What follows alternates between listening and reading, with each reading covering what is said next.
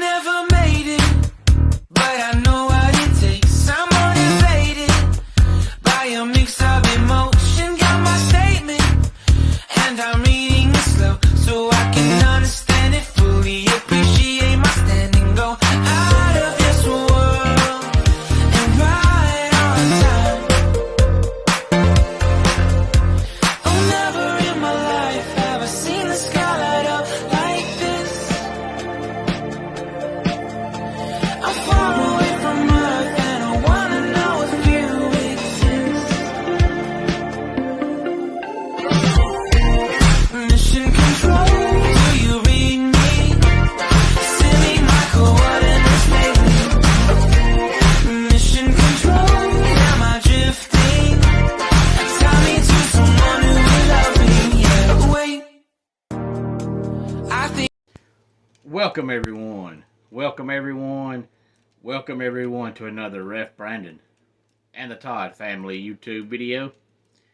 Wherever you are, whatever you may be doing, thank you so much for making Ref Brandon and the Todd family part of your day. We always greatly appreciate it. I hope everybody's Saturday and weekend is off to a wonderful start. Today here on the channel, I want to look at another college football team's 2024 schedule as we continue to count down the days and look forward to the 2024 college football season.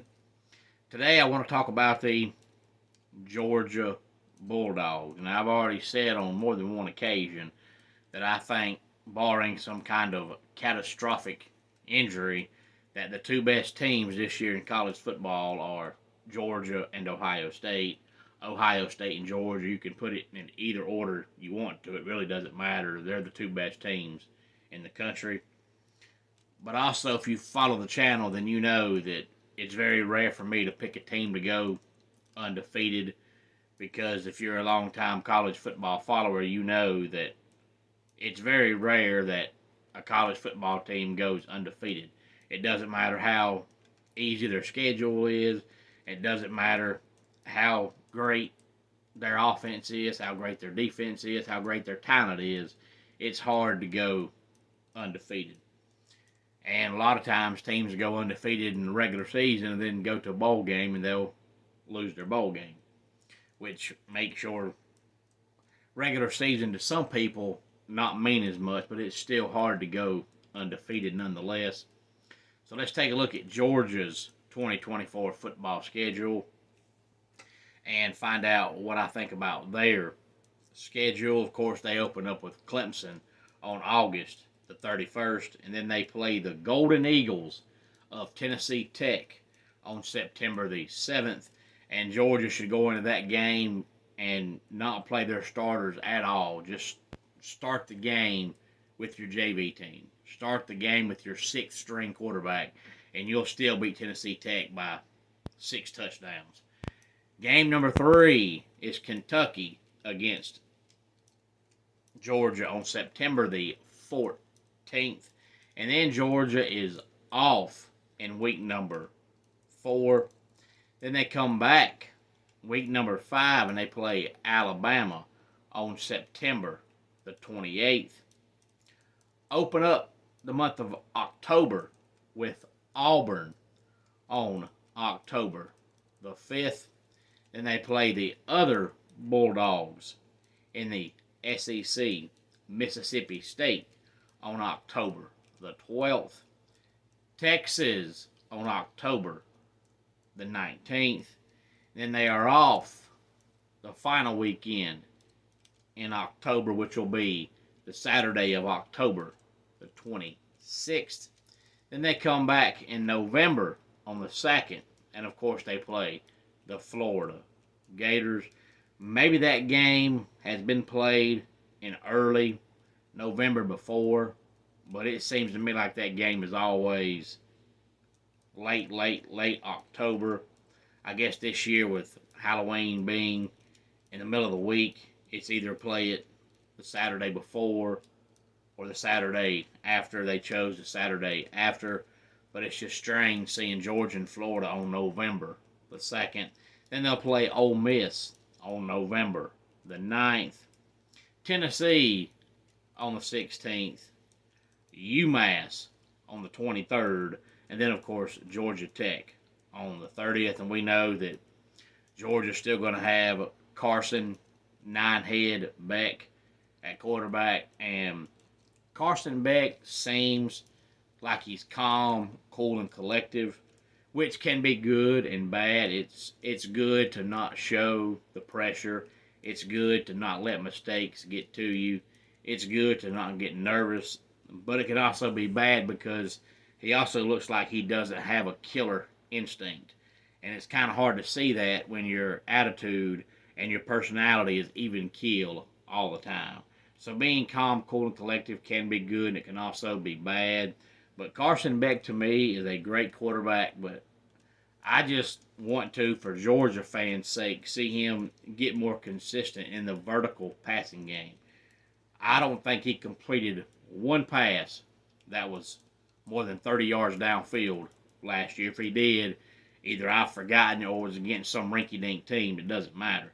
But he's great in the underneath stuff. But the vertical passing game down the field, I just haven't seen it consistently enough.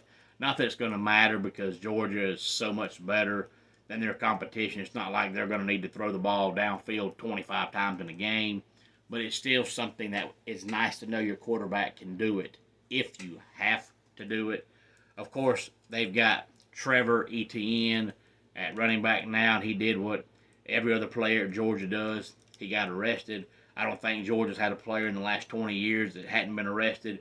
They also have Branson Robinson, Andrew Paul, and Roderick Robinson as far as their top running backs. Now, we know Georgia always has about 25 running backs on their roster. But Trevor Etienne, Branson Robinson, Andrew Paul, and Roderick Robinson will be their top 4 guys at least to start the season. I've got them going 4-0 out of conference, beating Clemson, Tennessee Tech, UMass, and Georgia Tech. The only one of those 4 that might give them a game is Clemson. And as of right now, as we sit here in mid-May, I think Georgia beats Clemson by at least 2 touchdowns, but I could be wrong. But Tennessee Tech, UMass, and Georgia Tech won't even put up a fight. Those games will be over with by the end of the first quarter. But I've got them going 11-1 because, as I said earlier and many, many times before, it's just so hard to go undefeated. I haven't decided yet which one of the 2 games I think they're going to lose. So I'll do what most of the national pundits do when they're undecided. I'll give them a half a win in both games. That way it ends up being 1 overall loss, 11-1 record. And I'm not mentioning which team will beat them because I'm really not sure. But they'll beat Clemson. They'll beat Tennessee Tech. They'll beat Kentucky. They'll beat Auburn. They'll beat Mississippi State. I believe they'll beat Florida. They'll beat Ole Miss. They'll beat Tennessee. They'll beat UMass. And they'll beat Georgia Tech. But Alabama and Texas, I'm giving them a half a win in both of those games. So they'll get 1 total win, 1 total loss. I'm not really sure which game they'll lose. I can see them losing to Alabama only because I've seen Kalen DeBoer run an offense numerous times, and I know Kalen DeBoer is going to put up some points, and I do think Georgia's offense takes a step back this year. So I think if that game turns into a shootout and it's 40-something, I can see Bama outscoring Georgia. But I can also see them losing to Texas because, for one, Texas is going to be really, really good. But also, it's right before their bye week, and the game after the bye week is Florida. And, of course, to most Georgia fans, even beyond Georgia Tech, Florida is their biggest rival.